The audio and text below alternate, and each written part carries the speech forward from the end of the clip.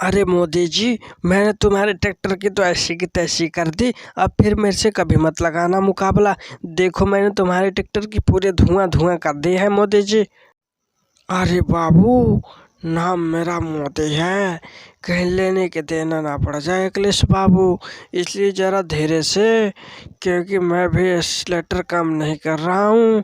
Tractor का अगर ज़ोर से झटका मारा तो तुम्हें गिरने का भय है, इसी के कारण।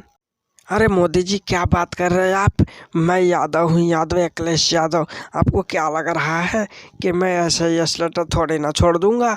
आप चाहे जितनी जोर लगा ले, आप मुझे नहीं खींच पाओगे। इस बार देख लेना फिर। अरे अखिलेश बाबू, ये क्या तुम यादव यादव लगा रखे हो? तुमने तो जात की पूरी राजनीति फैला रखी है, और फिर वही अभी भी तुम्हारा घमंड है यादव यादव का। अरे मोदी जी, क्या बात कर रहे हो आप? आपने तो पूरे धर्म की राजनीति कर रखी है, पूरे देश में हिंदू और मुस्लिम कर रखी है। वो नहीं है क्या, हम जातिवाद भी नहीं कर सकते? ऐसी कैसी बात कर रहे हो आप मोदी जी? शुरुआत तो आपने ही की है।